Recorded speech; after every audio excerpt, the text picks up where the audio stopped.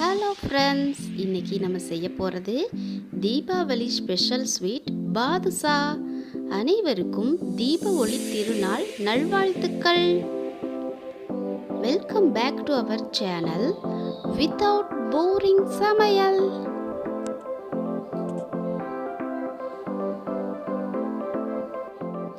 ஒரு பவுல் எடுத்து வச்சிருக்கேன். அதில் 1 கப் 1/4 கிலோ மைதா மாவு சேர்த்துக்கலாம். அதோட 1 பிஞ்ச் உப்பு, 1/2 spoon baking soda, 1/2 spoon baking powder சேர்த்து 3 ஸ்பூன் நெய் சேர்த்துக்கலாம்.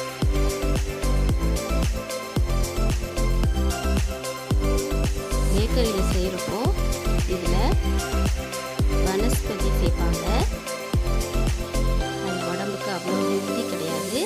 நம்ம வீட்டில் செய்கிறப்போ நெய் அல்லது பட்டர் சேர்த்துக்கலாம். பாருங்கள், இந்த மாதிரி எல்லா மாவுலையும் அந்த நெய் கலக்கிற மாதிரி பிசைஞ்சு விட்டுட்டு கொஞ்சமாக தண்ணி ஊற்றி ஒரு சப்பாத்தி மாவு பதத்துக்கு பிசைஞ்சு எடுத்து வச்சுக்கலாம். இந்த மாவு மேலே இன்னும் 1 ஸ்பூன் நெய் சேர்த்து மேலாப்பில் தடவி ஒரு 1/2 மணி நேரம் ஊற வச்சிடலாம். இப்போது சுகர் சிரப் ரெடி பண்ணிக்கலாம். அடுப்பில் ஒரு கடாய் வச்சு எந்த கப்பில் மாவு எடுத்தோமோ அதே கப்பில் 1 கப் 1/4 கிலோ சுகர் சேர்த்துக்கலாம்.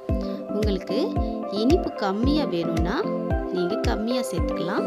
இல்லை இதை விட ஜாஸ்தி இனிப்பு வேணும்னா அதிகமாக சேர்த்துக்கலாம். அந்த சுகரோட 1/2 கப் தண்ணி சேர்த்து சுகர் சிரப் ரெடி பண்ணிக்கலாம். சுகர் நல்லா கொதிக்கட்டும். அதில் 3 ஏலக்காயை தட்டி வச்சுருக்கேன். அதையும் சேர்த்து நல்லா கொதிக்க விடலாம். இந்த தீபாவளிக்கு நீங்களும் உங்கள் வீட்டில் ஈஸியாக சிம்பிளாக செய்கிற இந்த பாதுஷா ரெசிபியை ட்ரை பண்ணுங்கள் ஃப்ரெண்ட்ஸ். பாருங்கள், சுகர் இன்னும் கரையலை. சுகர் நல்லா கரைஞ்சி பிசுக்கு பதம் வந்தாலே போதும்.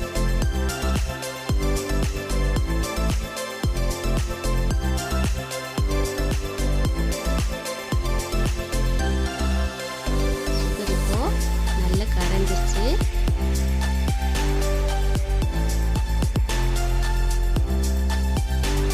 நல்லா நுரைச்சி பொரிச்சு வந்துருச்சு. இப்போ இதை எடுத்து தனியாக வச்சுக்கலாம்.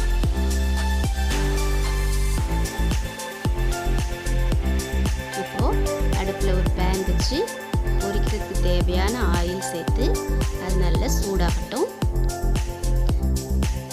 நம்ம ரெடி பண்ணி வச்சுருக்கிற மாவில்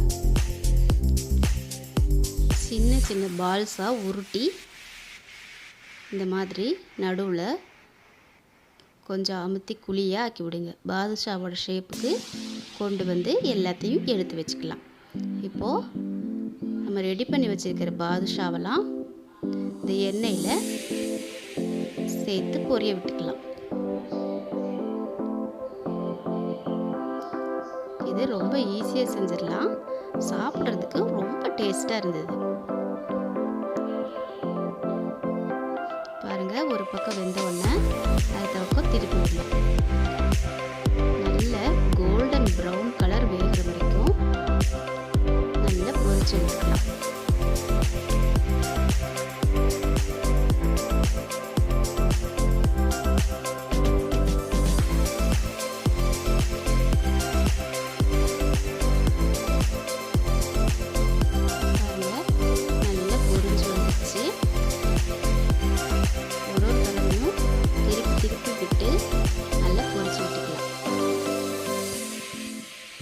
எங்கள் வீட்டில் செஞ்ச உடனே காலி ஆயிடுச்சு.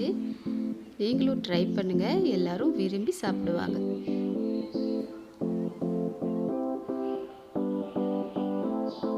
கால் கிலோ மாவுக்கு எனக்கு 15 பாதுஷா கிடச்சிது. பாருங்கள், நல்ல கோல்டன் ப்ரௌன் ஆயிடுச்சு. இப்போ இதெல்லாம் எடுத்து தனியாக ஒரு பிளேட்டில் எடுத்து வச்சுக்கிட்டு எல்லா பாதுஷாவையும் இந்த மாதிரி பொரித்து எடுத்துக்கலாம்.